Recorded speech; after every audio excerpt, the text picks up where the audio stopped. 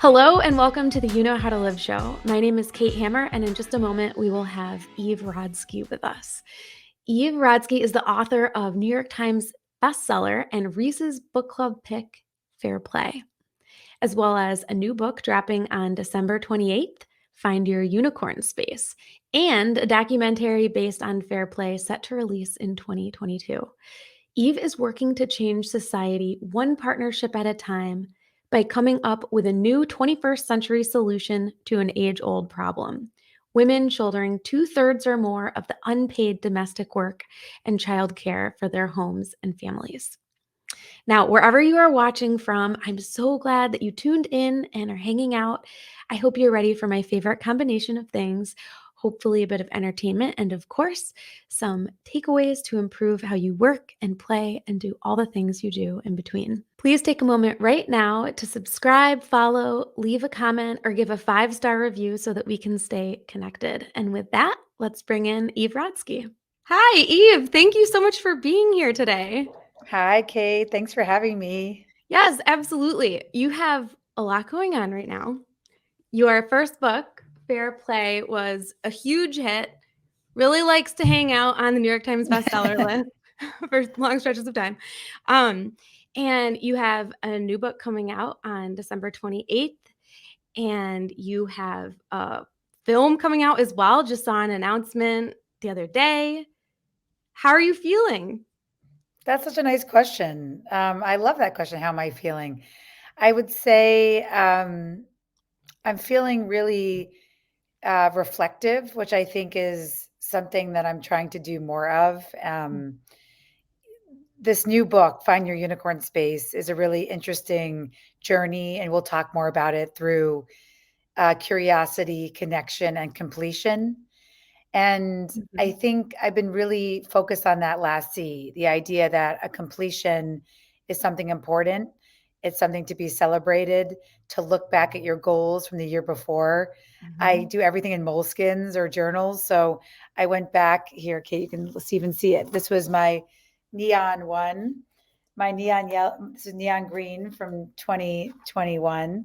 But I went back and my major goals were on this page. And so it was I really love this. fun to go back and realize that I had met all the goals I really wanted to achieve in 2021. I don't think women, we give ourselves enough time to celebrate our completions. Oh, I mean, we may not even know how. Like, what does it even Hmm. mean to celebrate when we hit those goals? Do we just like, you know, put on a song and dance around the room? Do Yes, we tell yes. people? Do we even tell people what we've accomplished? So, yeah, I love that. I love that you're taking that time and that you're reminding all of us to do the same. And congratulations. Very exciting. Thank you. Thank Yeah. you. My friend Natalie Nixon, she's a creativity strategist.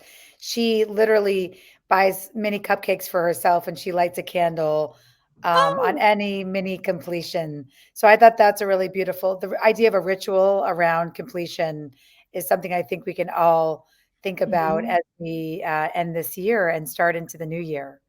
Yeah. Oh, that's so adorable. Yes.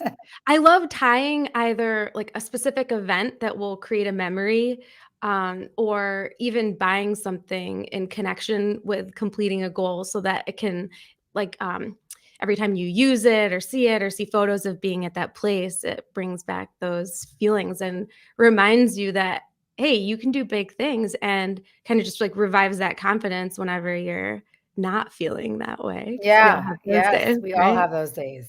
Yeah, absolutely. Okay, so yes, we are definitely gonna talk all about Find Your Unicorn Space, um, which was the concept of unicorn space was mentioned in your first book, Fair Play. But before we do that, could you tell us a little bit about what Fair Play was about and who it was written for? That's such a great question because it was written for me originally. I think they call research me search. And as you know, Kate, Mm, it was a real reckoning, and I think I'm coming up on my blueberries breakdown anniversary. But mm, since I write about, right, this seminal moment in my life when Seth sends me a text, I'm surprised you didn't get blueberries. mhm. And it sort of culminates in this side of the road, texting and driving, having to pull over, break down, sobbing, breast pump and diaper bag in the passenger seat of my car, Mm, and newborn mm, baby gifts to return in the back seat of my car, and a client contract in my lap because I had been forced out of the traditional workforce. I never say opted out anymore. I always say forced out, because I've actually never met a woman who's not in the traditional workforce and had been, who hasn't been forced out mm, in some way. And we call these things choices, and they're not. So I think that's important. But I remember that day of really the metaphor for me was, and I still think about it, you say you have things in your life that bring back good times. Well, for me, the idea of mhm, this pen, sometimes holding a pen between my legs, because I remember when I got the "I'm surprised you didn't get blueberries" text, I was also racing to get Zach, my older son, who was 3 at the mhm, time, from his toddler transition program that was 7 minutes and cost our entire salaries. The recognition that the pen that was between my legs that I would hit mhm. on the stop signs as I was racing to get Zach kept sort of circling back and stabbing me in the vagina.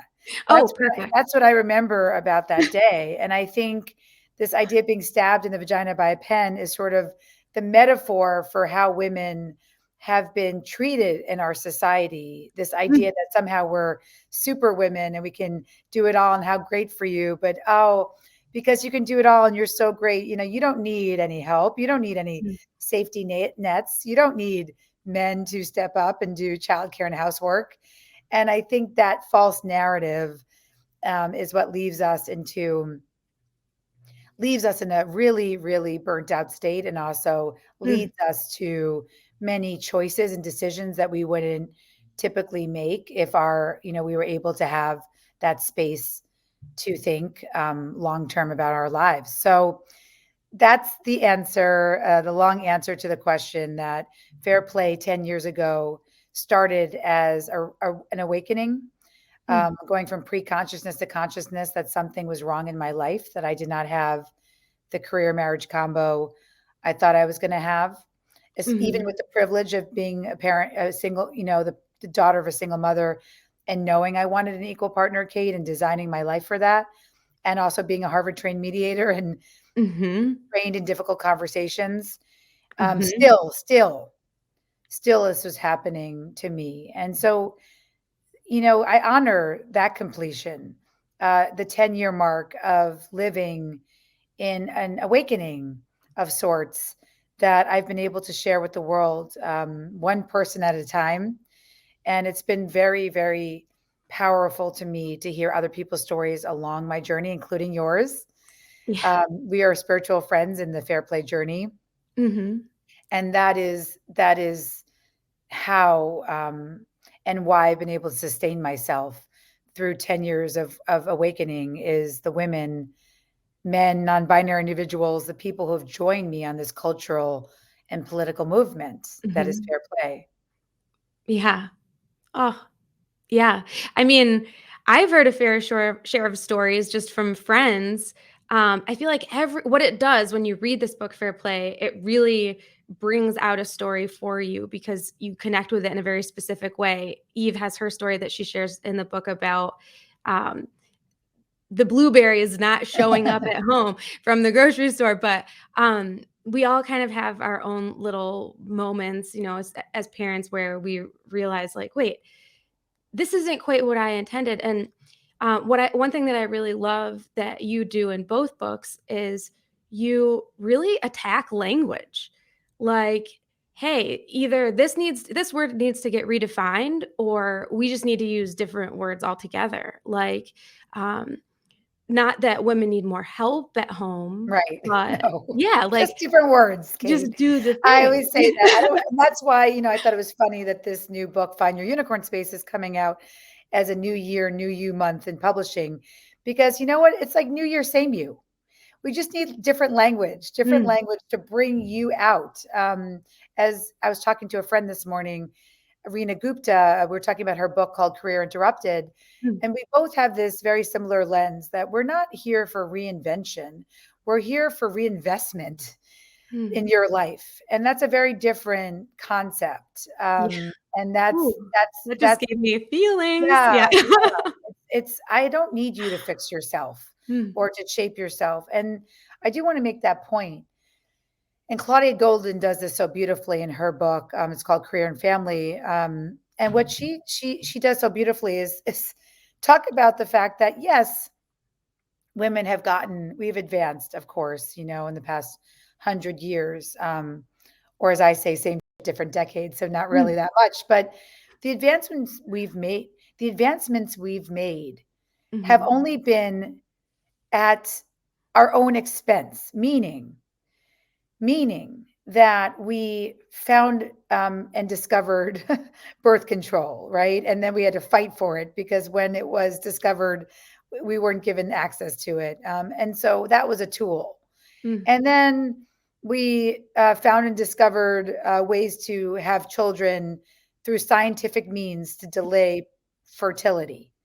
Mm. How many tools do we need to continue to fit into the boxes that this white male sort of Christian society, patriarchal society has made for us? We have to forge new paths. We have to bring new lived experiences in. And again, I think that is the power of fair play. Everybody feels triggered by it.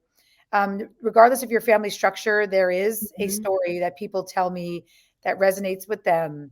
And so that is a new language because it's not about me saying this is what you have to do to fit into a fucked up society. It is, let's reinvent the language so that we can celebrate new and different types of lived experiences. Yes. I love that. And I love the language that you choose. And one of those phrases is, of course, unicorn space. Um, so I mentioned this to you before, but that was my favorite concept from Fair Play. I went nuts over it. I feel like, after those first few years of my kids being really little and needing a lot, I finally got into this space of, you know, exploring old hobbies and interests and, um, just trying to figure out what it meant for me to be creative and putting things out into the world and, remembering who I am. Like you said, not Mhm. changing who I am, but kind of remembering and finding a way to explore that intentionally. And I would use the word hobbies or whatever. Yes. And you just like take an axe to all that. You're like, Right. no, because No, that's not never say that, Kate. I remember telling you that. I was like, I love that you are embracing your unicorn space and you stopped calling it a hobby. I thought that was so great. Yeah. So, for anyone who's unfamiliar, could you define for us what is unicorn space? What makes it different from a hobby? How does someone know that they are creating their unicorn space and living into that? Give us like the once around. Yeah, I think it's really important. I think first I'll tell you why I called it unicorn space because there was no word for what I was talking about. There were actions, like you would hear the feeling of a flow state. You would Mm, hear people say they wanted to be happy. And then there were these like terrible words like hobby or vanity project or passion project, mm. things that society literally would throw in a toilet bowl, right? I mean, Yeah. they are words that we associate with the last thing to do at the end of our very busy to-do list. And so many people would say to me, well, what are you asking me to add to the end of my never ending to do list? And I Mm, said, you know what? I'm not asking you to add anything to your and never ending to do list. What I'm asking you to do instead is to take things off your plate, mm, which is why fair play had to come first. This idea that when we invite men into their full power in the home, women truly have the ability to step out into their full power in the world. mm, And this applies even if you're not married to a man. This has to do with the cultural assumptions. mhm, If you are a woman, you will butt up against a role at some point by being defined by your roles at some point in a mhm, way our male counterparts are not. And so that's why fair play is an important solution for our society, regardless of your individual situation. But of course, if you're a hetero cisgender relationship, it matters mhm. even more because it affects you societally and in your home. So that had to come first.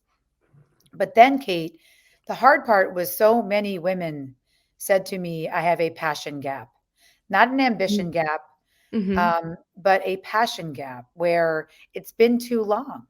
Yeah. It has been too long. I don't even know what that return would be. Yeah. And I didn't like that answer. I found it highly triggering. It made me cry. It made me angry. It made my heart pound. Yeah. And over again, we have the biggest longitudinal study of unpaid labor now. And part of that was understanding the profound sadness of hearing stories over and over again, like the woman I talk about in Fair Play, who Mhm. literally built her entire life around a skiing scholarship at the University of Vermont, took Mhm. her beloved skis with her everywhere. And then at a point in her life, about 10 years into her marriage, she leaves those beloved skis at an airport um, because they're too heavy and they're taking too long to bring them out when she needs to get her toddler and her newborn baby fed. And so she ends up in a ski lodge alone, not skiing, but Mhm. also not even with her beloved skis. And how do we get to that place where the things that literally took us to an ascendancy to who we are completely disappeared, whether it's skis or for me, it was my name. Mm. And I start to think about the power of naming and this is all getting to how it became unicorn space because the power of naming, as you said, became really important to me. Whether it was Betty Friedan in Feminine Mystique, who said there are problems without names, I've always felt that naming things were the key to understanding the fight for solutions, that you have to come into awareness first. Mm. So when I got Zach, when he was handed to me that first time after maybe coming out of that nursery, Mhm. um, I remember a nurse saying, "Hi, mom. How'd you sleep this morning? How are you doing?" Oh. To the point where then I got a necklace. I remember those little Mhm. charms were really in fashion 13 years ago. My friend brought me one to the hospital, and I proudly put it on, and it said, "Mom." And then I remember being at my kids' preschool for Zach's preschool for the first time, that toddler transition program I was telling you about, Mhm. where we all sat in a circle, and the preschool teacher said to me, look around. And of course, it was all mothers and a couple of gay dads because it was a Mhm. primary parent thing, which I hate that term. So we're all sitting there, and she said, look around. These will be your best friends. They will know you better than anybody in the world Mm. at the end of this journey. And I looked down, Kate, at the name tag I had, and the name tag said Zach's mom. And I Oh, remember snap. thinking, Yeah. these are going to be the people that know me the best in the whole world, better than anybody else. They don't even know my name. Mm. And so Yeah. the power of naming, as you said, is a really important thing. And so that got me to understand reclaiming naming is part of what I will do for the rest of my life. So Mm. the idea of space became the thing that people said they had lost in their passion gap. There's no space. There's no space and time to focus on myself. I literally can't hear myself think. Mm. We are women, especially in the pandemic, have been interrupted every 3 minutes and 42 seconds. And so the idea of space is a very irreverent concept. But then some people were saying it as white space. I need sort of this white space. But I didn't like that term either because for so many women of color, what they would say to me is the idea of a white space sounds like a place where I can't enter. And I'm a Yeah. Jew. So then I would think, well, I don't want to be in a white space either because Jews are not invited into white spaces. So I didn't Mm. love that term. But the idea of a unicorn space, the idea that there can be something mythical and magical that doesn't exist unless we claim it Mm. felt very special to me, and that's how that term evolved. It's the space for Mhm. uninterrupted attention for things you love that make you uniquely you, but it has to be claimed. That's really what a unicorn space is. Yeah. I love too how it's a word that we learn in childhood. We have memories associated in childhood, and it can bring us to that place in our hearts and our minds of just, that childlike wonder of things are possible and we're not, totally cut off by what we've learned. And I don't know. I just love the possibility in it. Well, I think possibility is so important. That's actually one of Mhm. the most important words that you pick up on.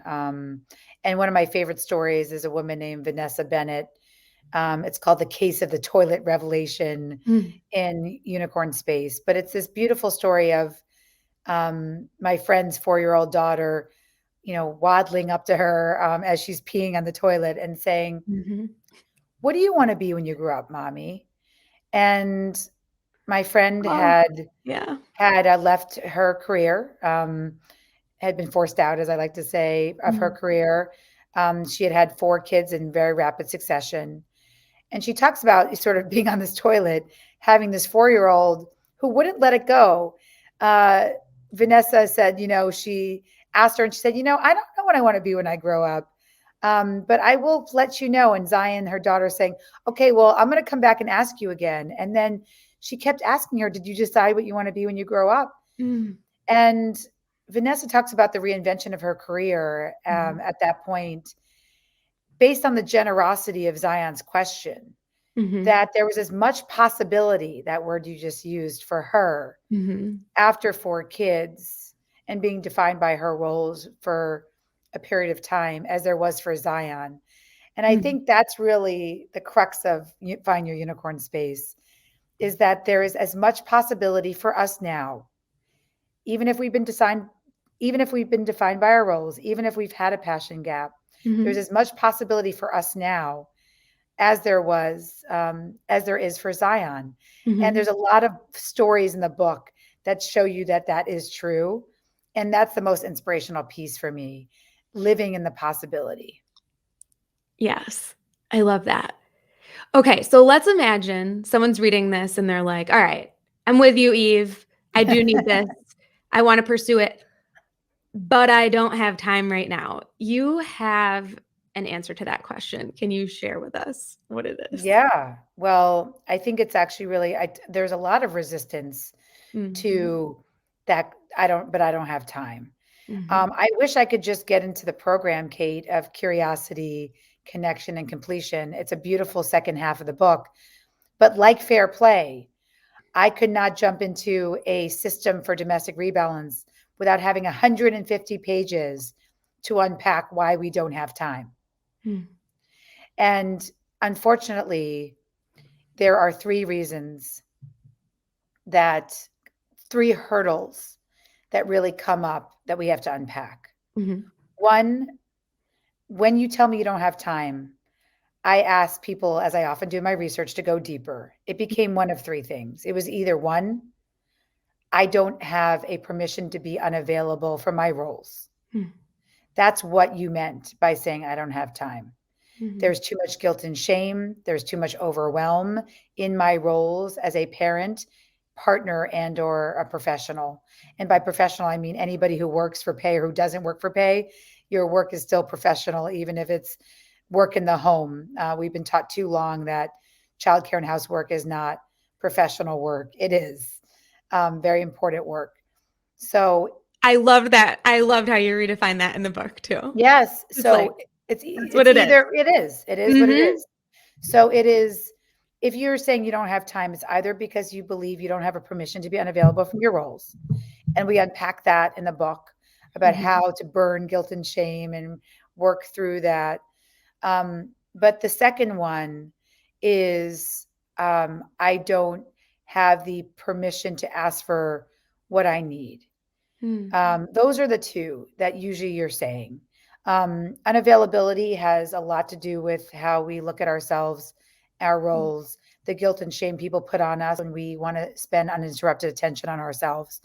Or you're telling me that you really don't have the permission to ask for what you need. And what I mean by that is not just ask for what you need to others, but the self talk, to understand the clarity, to understand what you need for yourself. And so those 2 are unpacked, because time, you do have time.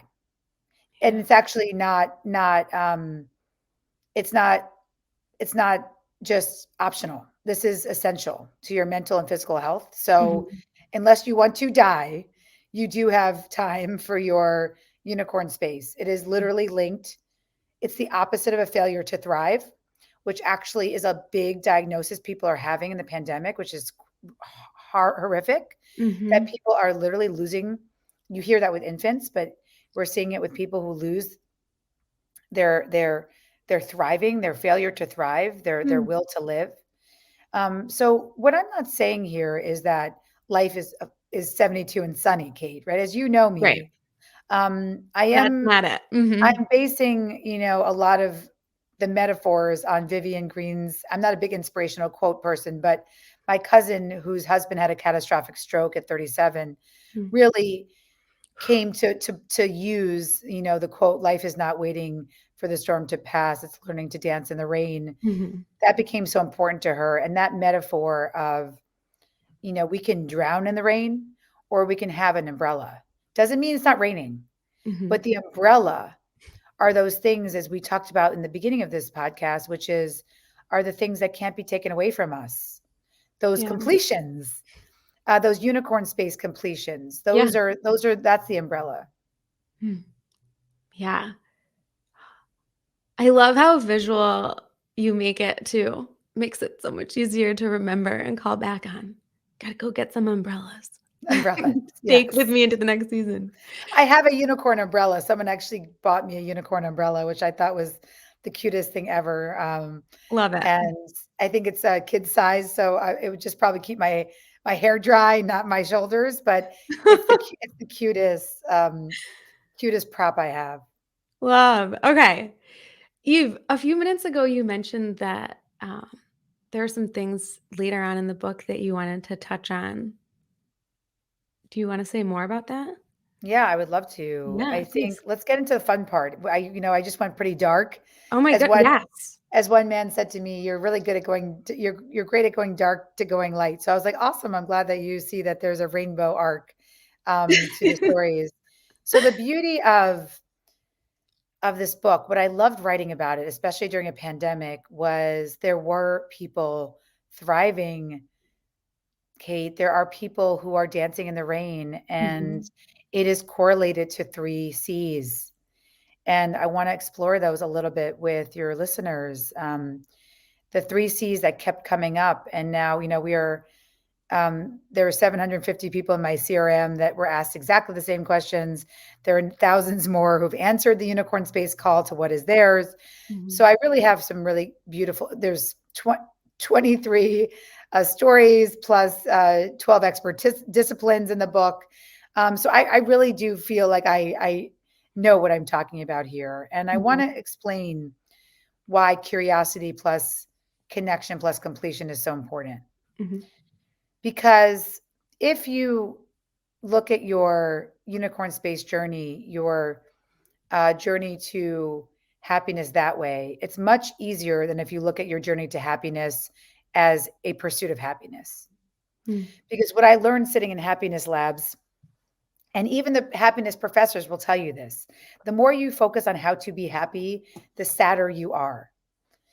I don't even know if sadder is mhm, a word, but I will coin it a word.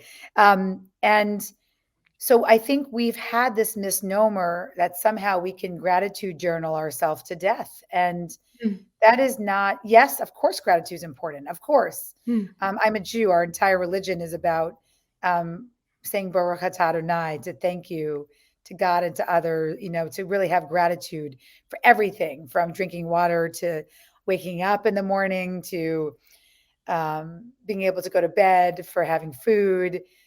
So I believe in gratitude, mhm, but I think really understanding that we can put happiness where it's in its place, and mhm, where happiness needs to sit is like behind you as like that bowl.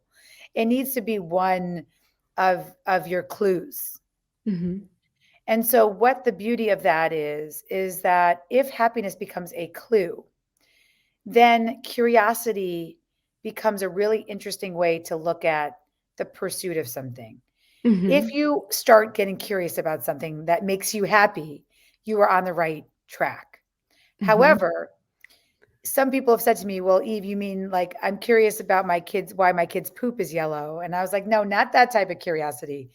Curiosity about something that is grounded in your values." And mhm, so I'll argue for you, Kate, this platform for you. I really see you in your unicorn space, and I'll tell you Yes. why. I mean, you can Yeah. tell us, but I'll see how I see you from an outside perspective, which is that you have curiosity about making things better for others. Mhm. You then reach out to guests or to experts or to people that have piqued your curiosity, Mhm. which takes courage. It's how we became friends. And then you are willing to share yourself with the world by completion, by uploading this episode, even if it doesn't go the way you wanted it to. It may not be perfect. I may go off on 100 tangents like I've done, and you still upload it, you still edit, you still complete. And that is a cycle of unicorn space. It is something Mhm. that no one can take away from you. And that is how we get those umbrellas in this life that is storms. And I'm going to presume that when you do this because as a clue, these are things that make you feel happy, not Yeah. stressed, not overwhelmed. And those are the clues I want more people to follow. So my point is keep doing what you're doing because it's how we met. It's really you are really beautiful in how you share yourself with the world. Thank you, Eve. That was very kind. I really appreciate that.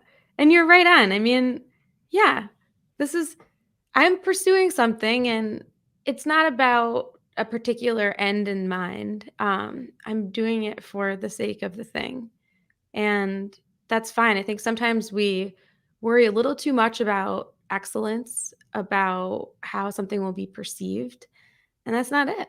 It's doing something and putting out there in the world what that thing is. Like you said, the completion aspect, like share it because Sharon. there's opportunity for impact. And we all, I feel like, very deeply want to be known.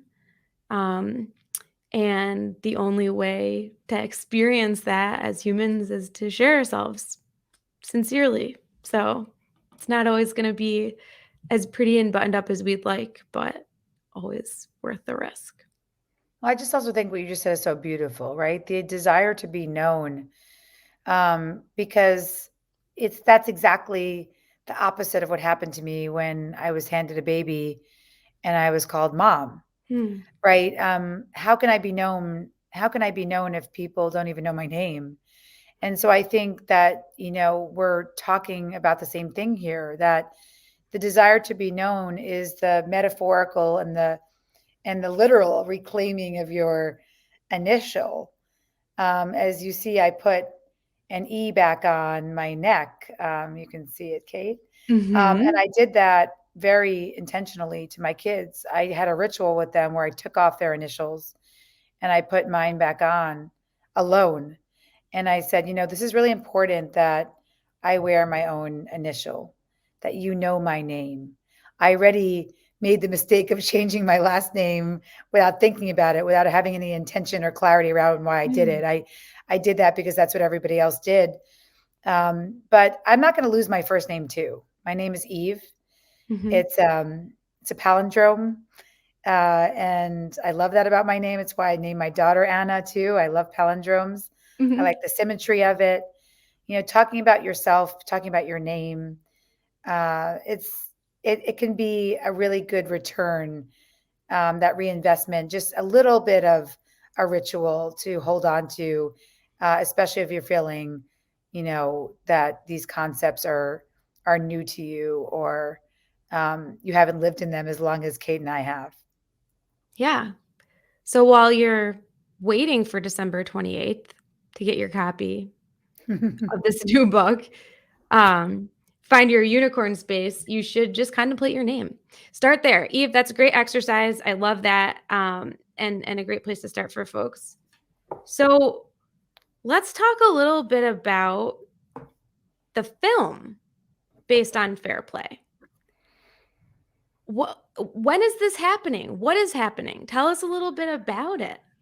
Oh, thank you for asking. I haven't actually gotten a chance to talk about it publicly yet, so this will be my first time. We have a Fair Play film. We took advantage of the pandemic to follow 75 couples. Not everybody obviously made it into the film. but we will be using a lot of that footage for other type of storytelling. And we thought it would be really, really interesting to watch how couples navigated fair play. We can say it, I hear it, people reach out to me, but sharing these stories with the world are these universal truths, the power of family, the power of connection, watching men step into their full power in the home. Mm. It is not perfect by any stretch of the means. Fair play is a practice. It is a practice that butts up against 100 years of the opposite of what fair play is, conditioning that doesn't allow for the um, the beauty, the beauty of viewing childcare and housework as not only essential but our humanity. And Mm. so that's what this movie does. There's a lot of experts because fair play is always in unicorn space. It's always a marriage of data and science with storytelling, and Mhm. I think it's really I think it's really good. I really do. Jennifer Newsom is our director. She was revolutionary in her work with a film called Misrepresentation. Mhm. She has subsequently done films on toxic masculinity. And this is sort of a marriage of the two, of women being sort of liberated as mothers, not constrained as mothers, along Mhm. with men being able to be in their full selves, as opposed to as opposed to being just looked at as a cog in a capitalist wheel. So it's just a beautiful testament to our humanity. I can't wait to see it. Thank you. I can't wait to. We are in the midst of having streamers acquire it, so we don't know which streamer yet Wow. Mhm. will get it. So as soon as we know, of course, I you will be one of the first people I tell. Yay. Okay. And not really sure about timeline. Do we think 2022? Yes, definitely Yeah? 2022. Definitely 2022 for sure. I Awesome. mean, So I probably the new don't know year. when else would be better, to be honest. I think we're all Mhm. needing some more fair play, fair pay, fair day in our lives as we think about what a return to work, return to hybrid work, return to any sort of, um, you know, integration of our lives will look like in all of these disruptions. Yeah. Hmm. I'm excited to see how people choose to watch it. Um, will they get together with their book clubs from reading your Right. books? Will they be watching with their families? Like how will that experience of consuming the film impact, what they've learned so far with what you've shared? I can't wait to see how it all rolls out. Super excited about it. Thank you, thank you. It was a labor of love for sure. Mhm. A year of filming, it was a labor of love, but we did it. We did it. We completed that, Kate. Yes, you So did. again, celebrating completions feels very important to me. We did that. We made a film, and again, I feel I wasn't a producer on the film, which was very important to me because I really wanted the producers, Hello Sunshine, the Representation Project, to do with the footage as they needed. So I'm there as a family. I'm featured as a family. So it's fun to watch what they did with the themes. Yeah, totally. Okay, so you mentioned Hello Sunshine. You have been partnered up with Hello Sunshine for quite some time, and Reese Witherspoon has Fair Play was part of her book club. Can you tell us a little bit about how that came to pass and what that experience has been like for you? Yes, it's funny. I think makes me laugh the most is I get a lot of people saying that it must be really a sort of a starstruck experience to know and work with Reese. But the Mm. way I've always been in the biggest nerd fashion of in the world for me is that the starstruck I get is when I talk to a professor that actually Mhm. is willing to speak to me about a study, a peer-reviewed study that they have done that speaks to fair play. So this professor named Daniel Carlson out of Utah, he had a study around communication that showed, ta-da, when we, bring our communication vulnerabilities to the table, maybe our partners do more, but then it decreases long-term marital satisfaction. So speaking to him, I was like, oh my God, I'm freaking out. I'm speaking to Professor Carlson. So that's always sort of where my awe and wonder lives. I think the beauty of Reese was her willingness to say, I have a book club, an audience that reads fiction. They Mhm. often look for an escape.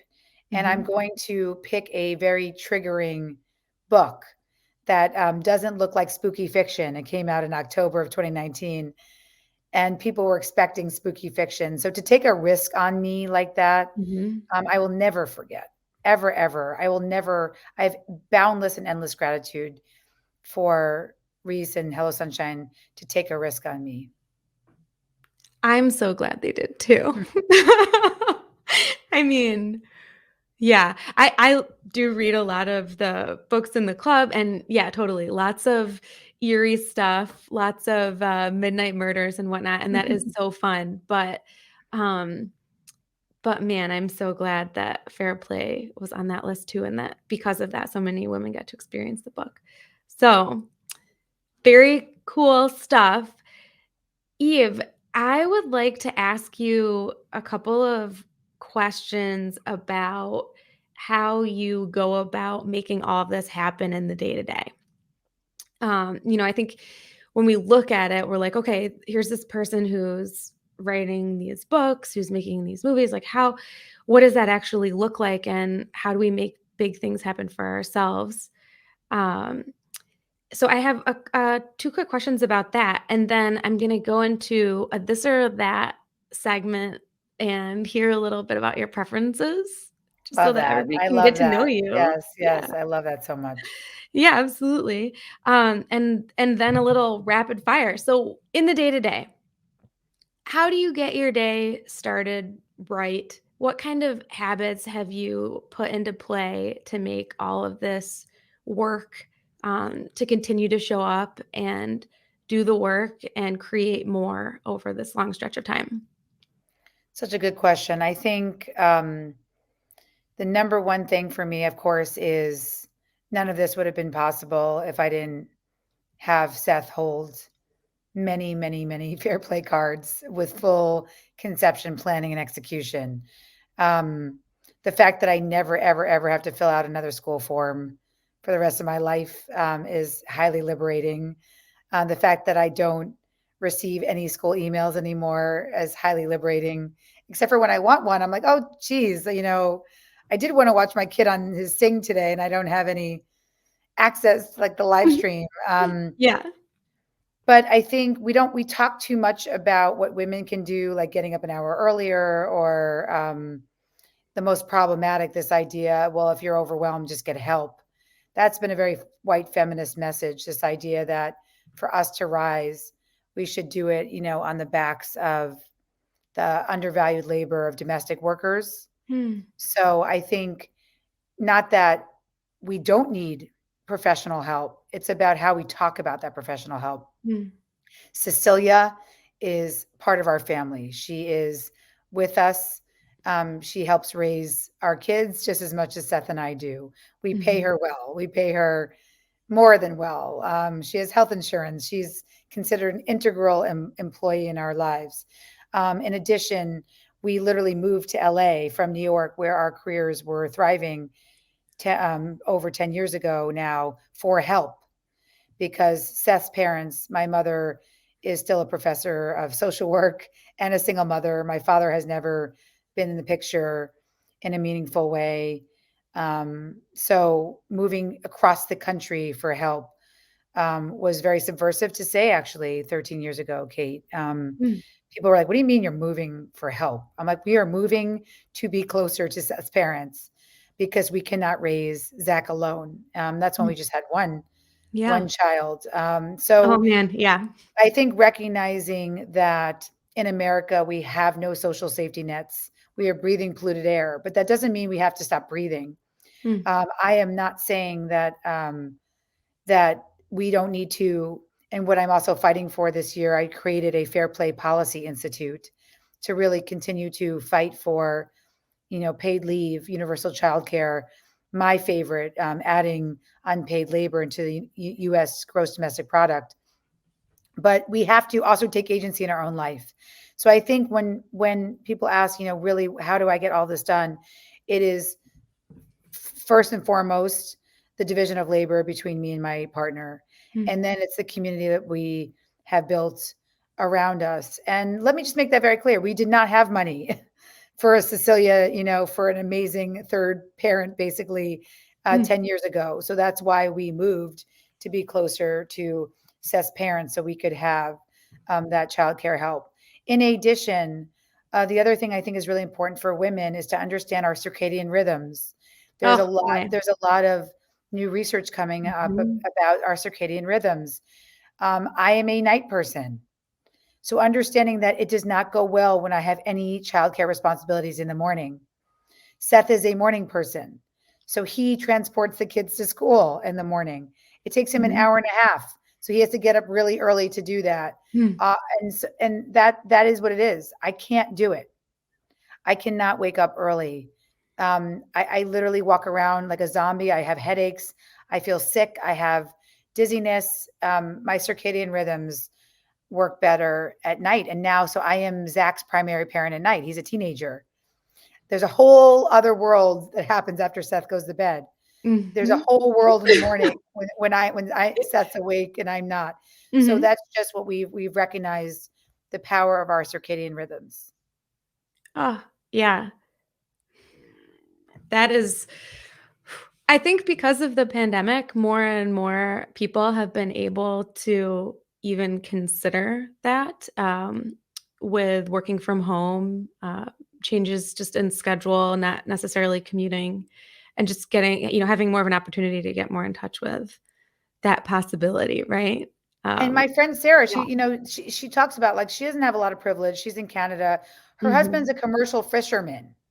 And still she said, "Look, I'm living with a chronic disease." She and I actually have something similar. I have dizziness. I've been called a dizzy blonde since I was 21. She has like real bouts of vertigo. And so Vertigo is she's no joke. Oh my no, goodness. and for her, it's also waking up early. We both have that in common, where not living in our circadian rhythms triggers vertigo. And so her husband's a commercial fisherman. He has to be out at 3 a.m. So she said, "Well, it's your cart still." So his her grand uncle, works with her husband now to get her kids to school in the morning. Again, the concept of fair play is not that we have to do it all, but it's Yeah. that one person in the partnership is responsible for figuring out how to Mhm. get that done. And so for her, her commercial fisherman husband, has his great uncle take the kids to school. Yes. Okay, village. They're doing Okay, yeah, exactly. I like it. Oh, man.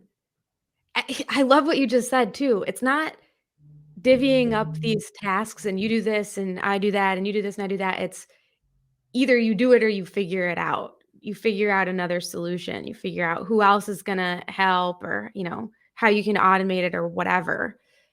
Because the figuring out can sometimes be just as much of a challenge. Exactly.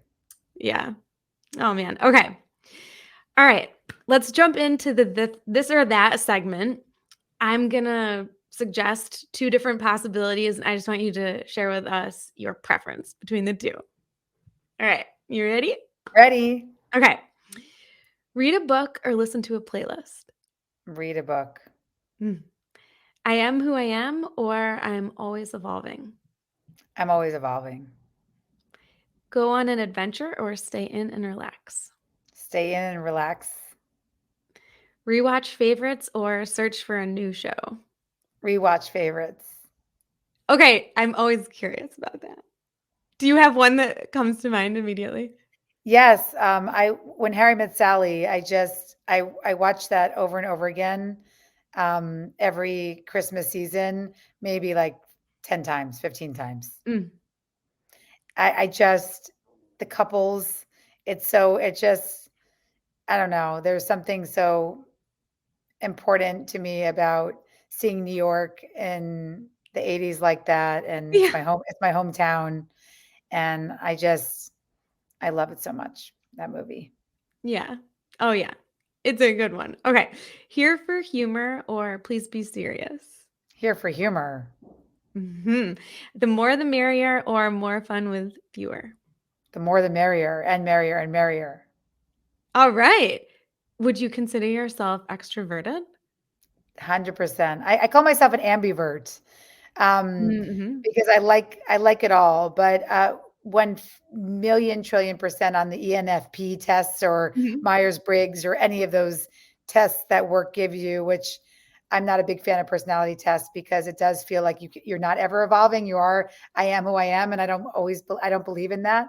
Again, Mm. I don't believe in reinvention, but I do believe in reinvestment, and that takes evolution. And so, yes, I'm always considered an extrovert on any scale. Gotcha. So you're always growing, but you also always love people. So there we Exactly, have it. exactly, yes. Okay, awesome. All right, next is rapid fire, and this is the last part of the show. So, could you share with us something you've read lately that you would recommend to others? It's a great question. Yes, I just finished a book that I love so much. It's called Between Two Kingdoms. Hmm. I think it's a great audio book. Anybody can listen. It is very much unicorn space. It is a journey, a reinvention journey of a woman who was diagnosed with leukemia early in her life. But it's not about that. It's really about creativity in its full power. Mm. Creativity loves constraints, Kate. Mm. This idea of creativity and privilege is an interesting conversation. Sometimes the Yeah. less privileged, the more creative, because these constraints, they're a different type of capital than financial capital. And we often need it. We need it to get through, as we said, those storms. So Between Two Kingdoms is a must read for creativity. Okay, and is this fiction, nonfiction? Nonfiction, a nonfiction memoir. Interesting. Suleika Joad is her name, and it's written in her she narrates it, so I would recommend listening to it as an audiobook. It's so beautiful. Wonderful. I love any book recommendation, but I love to know that the audiobook is great, because, we all need one of those in our back We pockets all the do, we time do, we for the do. drives and the chores or whatever. It's great to have an audiobook at hand. So, noted. Okay. A favorite thing for you right now could be a product, an app, or a tool, something that has appeared in your life that you're just really enjoying. Oh my gosh, that's a good one too. I would have to say, um, let me think. A good one that I read because there's so many. So I Yeah, wanna take your give time. I will say Post-its. Classic. I love them so much. I've reinvested in my love of them, and what I've been doing with them recently is, as I'm on panels, if somebody says something beautiful, I Mm. write it down as a quote, and then I will have a friend who's in her unicorn space. Her name is Cynthia Solis. Shout out to Cynthia. I will have her calligraphy the quote for somebody and send it to them. Oh, that's so lovely. Like, It's been my favorite gift. so you send it to the person who spoke the Who word? said it? That's Mhm, who spoke the word. beautiful. Yeah. But you need Post-its to do that because you have to have them Yeah, right on hand to write it down. yeah. This is the best use of Post-its ever. I mean, that's, like, not your traditional use of Post-its. I No, I'm that's I'm why I really said you feeling need this. one right by your side. And then the good part is you can have a whole wall of quotes like I do, of people's quotes that I Yes. love so much, and they stay with you. And I put one of yours down on a Post-it as we spoke, "Desire to be known." I thought that was so beautiful when you said that. Oh, I love And I that. add it to my wall. What a great tradition and gift. That is too cool. Okay, alright, I love. What is something that people would be surprised to learn about you? That maybe not surprised, but maybe that I don't eat any vegetables. 0? 0. Mm. Go Yeah. on. Say It's more. the minimum standard of care in our house when Seth yells at me if I have any of Mhm. the food cards, and he's like, "Green is not a Lucky Charm shamrock. It is not. It is a thing that's picked out of a garden." Growing up on the Lower East Side, we Mhm. didn't have much produce. It was just never something that was ever introduced to me. So I grew up eating a lot of carbs. Yeah. Something called Tiger's Milk bars. The Tiger Milk bars were I think that was the beginning of protein bars. But anyway, so yeah, I don't eat vegetables. All right. I Well, know it's not proud. It's just something surprising. we can't in fact do it all. So if Right. that's one of the We things, cannot. Exactly. there you go. All right. And the last one, finish this sentence. You'll never see me. You'll never see me putting any other woman down for her choices because I Mm, understand how constrained we are, and we all can benefit from throwing off societal judgment, the judgment of our friends, peers, colleagues. And so I will not be complicit in my own oppression by doing that. beautiful. Let's just all take that cue. Yes. Love it. Eve, thank you so much for being here today. I so appreciate your time. I so appreciate all that you're putting out in the world and all the work that you've put into it. Remember, her book, Find Your Unicorn Space, comes out December 28th. Gotta pick it up. And if you haven't read Fair Play, you gotta pick that one up too. Thanks, Eve. Thank you, Kate. Wow, what an amazing human being. I feel so inspired right now, and I hope you do too. You can connect with Eve on Instagram at Eve Rodsky, that's EVERODSKY, to be among the first to hear the exact date of her upcoming film Fair Play.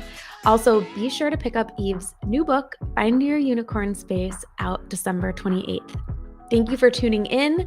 If you enjoyed your time with us today, please share this episode with a friend, then subscribe, follow, leave a comment, or give a 5-star review. Season 1 of the show will include more chats with top authors, experts, and influential personalities. We will be serving up simplified applied psychology, habit theory, and quality of life tips and tricks that you can put into action right away. Until next week, I'm Kate Hammer, and you know how to live.